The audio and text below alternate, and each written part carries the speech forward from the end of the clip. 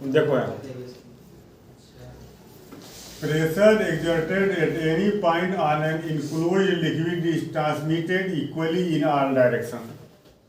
ये मिल रहा है किसका, पास्कल का, कि एक जगह आप प्रेशर किसी इनक्लोज्ड लिक्विड, ये पूरा अगर इनक्लोज्ड है तो एक जगह आप जितना प्रेशर लगाएंगे वो सारा प्रेशर हर जगह, यहाँ यहाँ यहाँ यहाँ इसकी सभी दीवारों पर, यहाँ तक कि इस स्टैंड पर इक्वली ट्रांसमिटेड होगा।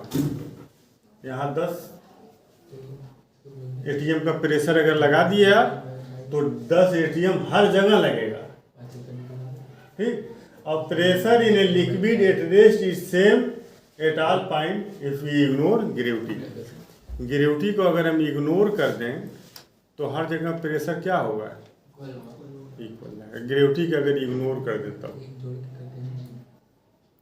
बात समझ में, अगर ग्रेविटी को इग्नोर कर दें तो हर जगह प्रेशर क्या होगा, इक्वल। इनक्लोज्ड, ये लिक्विड अगर इनक्लोज्ड है तो, ठीक। और इसका एक और है तीसरा, उसको भी जान लो कि चूंकि प्रेशर हम बढ़ा रहे हैं तो हर जगह इक्वली बढ़ रहा है, तो प्रेशर अगर हम डिक्रीज करेंगे तो हर जगह इक्वली डिक्रीज होगा, ठीक ना। मतलब ये होगा कि अगर प्रेशर में चेंजिंग अगर आप कर रहे हैं, कहीं भी एक जगह प्रेशर में अगर आप चेंजिंग कर रहे हैं, इसको यहाँ दबा रहे हो तो प्रेशर यहाँ चेंज होगा कि नहीं होगा। अगर तुम इसको ये अगर मूविंग पिस्टन ना हो, ये अगर पूरा सील्ड हो, तो यहाँ प्रेशर अगर बढ़ा दिए तो जितना बढ़ाओगे वो प्रेशर हर जगह उतना ही बढ़ जाएगा, और अगर इसको ऊपर कर दोगे तो प्रेशर घट जाएगा, तो हर जगह प्रेशर उतना ही घटेगा, हर पॉइंट पर सेम, ठीक। तो ये दो, ये और एक वो चेंज इन प्रेशर हर जगह क्या होगा, इक्वल होगा, ठीक। इसी के बेस पर बनाया जाता है हाइड्रोलिक लिफ्ट। क्या बनाया जाता है, हाइड्रोलिक लिफ्ट, ठीक। तो हाइड्रोलिक लिफ्ट इसी तरह से बनाया जाता है। आइए देखिए, यहाँ मान लो ये एक पिस्टन है, तो उतार लेना। इस पिस्टन का, पिस्टन इस तरह से है, पिस्टन ऐसा देखो, पिस्टन का जो बेस है वो इस तरह से है, ऐसे, ठीक है, ऐसे पिस्टन का ऊपर नीचे होगा। तो इसका एरिया कितना, मान लो इसका एरिया A1 है, ठीक ना, एरिया A1 है मान लो, ठीक। इसको A1 मान लेते हैं, इसका एरिया मान लेते हैं A1।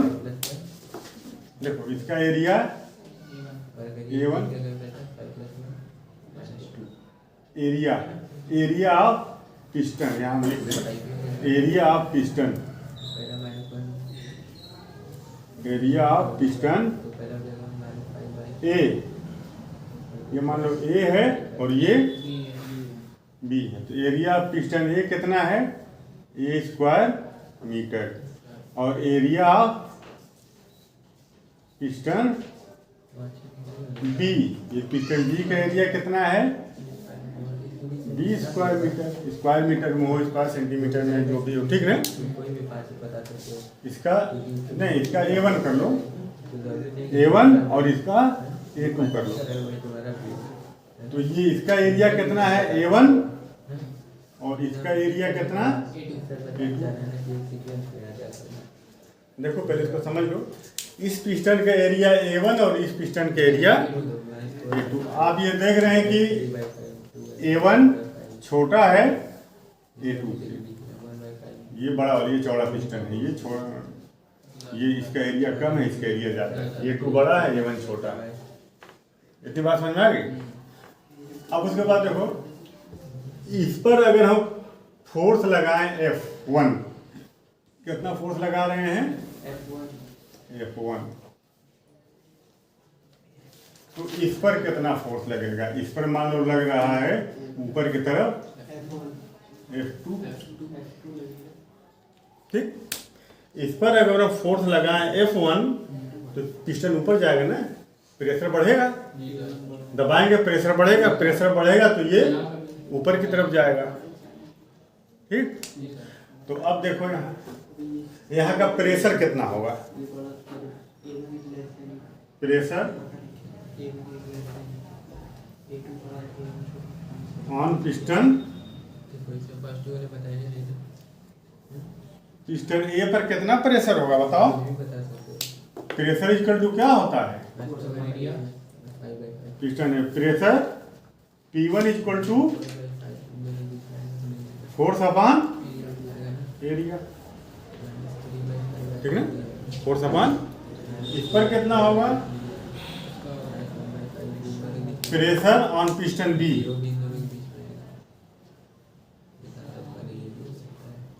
Pressure on piston piston D पर प्रेशर कितना होगा P2 इक्वल टू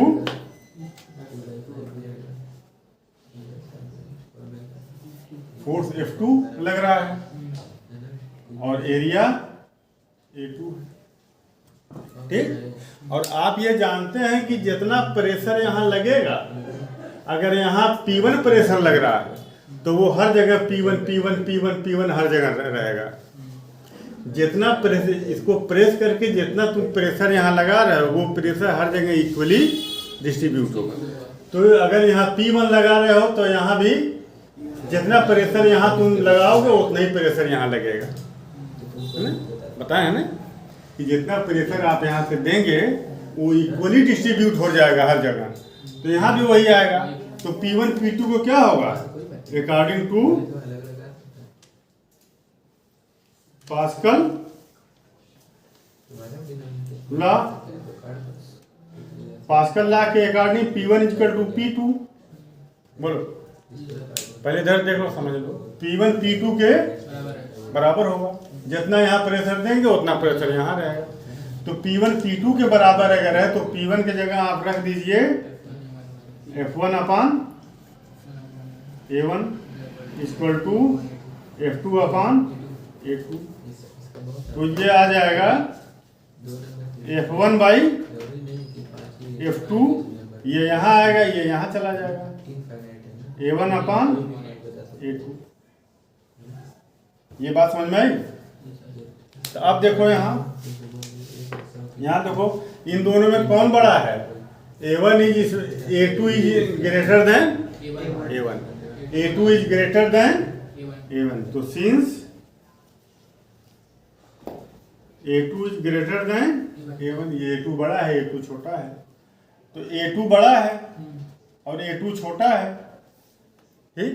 अगर ये A1 अपान A2 अगर ये आ जाए 1/2 कितना आ जाएगा, देखो इधर 1/2, तो F1 अपान F2 कितना हो जाएगा 1/2। A1 अगर 1 है और A2 2 है, बड़ा है ना A2, तो अब ये जो रेशियो है ये किसका है F1 अपान F2 का। तो F1 अगर 1 है तो F2 कितना है 2 है, ठीक। मतलब ये हुआ कि A1 अगर 1 है और A2 2 है, मतलब A2 A1 का डबल है। ये देखो यहाँ A2 A1 का डबल है। A2 कितना है 2, A1 कितना है 1, तो A2 अगर A1 का डबल है तो F2 F1 का डबल होगा, देख रहे हो ना, F1 अपान F2। तो F1 अगर 1 है तो F2 2 हुआ, देख रहे हो ना। तो यहाँ hence F2 is greater than, अगर A2 A1 से बड़ा है तो F2 भी A1 से बड़ा होगा। रिलेशन देखो डायरेक्ट है, F1 upon F2 equal to A1 अपान, बिल्कुल सीधा रिलेशन है, सीधा रिलेशन है, ये उल्टा रिलेशन नहीं है। यहाँ F1 यहाँ A1, यहाँ F2 यहाँ A2, तो फोर्स और एरिया में डायरेक्ट रिलेशन है, ठीक। बात समझ आई। तो अगर A2 A1 से बड़ा है तो F2 भी F1 से बड़ा होगा, F2 is greater than F1। इसका मतलब ये हुआ F1 है ना, ठीक। बात समझ में आई। अब मैं अगर तुमसे ये कह दूं कि देखो इसका जो एरिया है इसके एरिया का 10 गुना ज्यादा है, इसका एरिया इसके एरिया का। तो A1 जो है ये A1 मान लो x है, तो ये 10x होगा, 10 गुना ज़्यादा है ना। A2 कितना होगा 10x, तो F1 अपान F2 कितना हो जाएगा A1 अपान A2। A1 की जगह x मर गया। F1 upon F2 equal to 1 अपान 10, ठीक। तो F2 इजक्वल टू 10F1। इस पर जो फोर्स लगेगा वो इस फोर्स का 10 गुना ज्यादा होगा। बोलो अगर, ठीक नहीं बात समझ में, इसका एरिया इसके एरिया का 10 गुना है, तो F2 F1 का 10 गुना होगा। यहाँ जो लगने वाला फोर्स है ऊपर की तरफ, ये नीचे की तरफ लगाया गया फोर्स का 10 गुना होगा। मतलब देखो इधर, मतलब ये हुआ कि अगर तुम 100 किलो की कोई चीज उठाना चाह रहे हो बड़े आराम से, इस पर रख दो, रख दिए, इस पर कितना तुम फोर्स लगाओगे 10 न्यूटन लगाओगे, तो 10 गुना ये बढ़ा करके फोर्स 10 गुना बढ़ा रहा है ना F1 का, तो इस पर 100 लगेगा फोर्स, 100 न्यूटन। बात समझ में। आप सिर्फ यहाँ लगाओ 10 न्यूटन, ऐसे पकड़ के 10 न्यूटन ऐसे धीरे से हाथ से दबा दो, पता चला कि 1 कुंटल की कार उठ गई ऊपर, ठीक। तो ये हाइड्रोलिक लिफ्ट है ये, और इसी से पास्कल के बारे में भी समझ गए, पास्कल से ला, बात समझ में आई, ठीक ना। तो जिसका एरिया बड़ा होगा उस पर आपको लोड रखना होगा, और जिसका एरिया छोटा होगा उस पर आपको प्रेशर लगाना, उस पर आपको लोड लगाना। हम मतलब क्या कहते हैं उसको, क्या कहेंगे उसको, जिस पर हम फलक्रम उसमें पढ़े हो ना 10th में, इसको क्या कहेंगे इस वाले फोर्स को? नहीं, इस वाले फोर्स को क्या कहेंगे?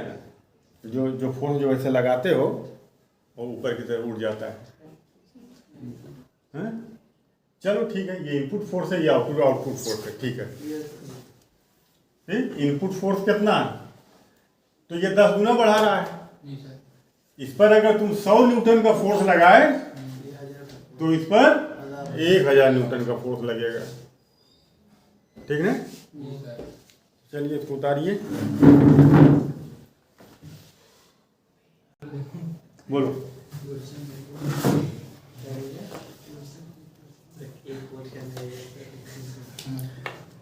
इसका अगर ये पिस्टन है ना इस तरह का होगा, इसका कुछ रेडियस होगा, तो इसका रेडियस मान लो R1 है,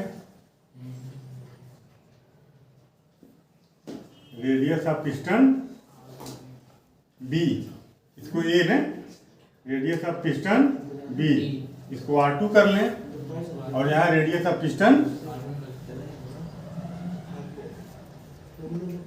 radius of piston A R2 है, ठीक। तो क्या था, F1 upon F2 equal to A1 upon A ने था, तब A1 कितना होगा पाई R, एरिया क्या होता है इसका पाई R स्क्वायर, तो A1 का क्या हो जाएगा पाई R1 स्क्वायर, इसका कितना हो जाएगा पाई R2 स्क्वायर, पाई से पाई मर गया, तो F1 upon F2 equal to R1 का स्क्वायर अपान R2 का स्क्वायर, ये रेडियस के टर्म में आ गया।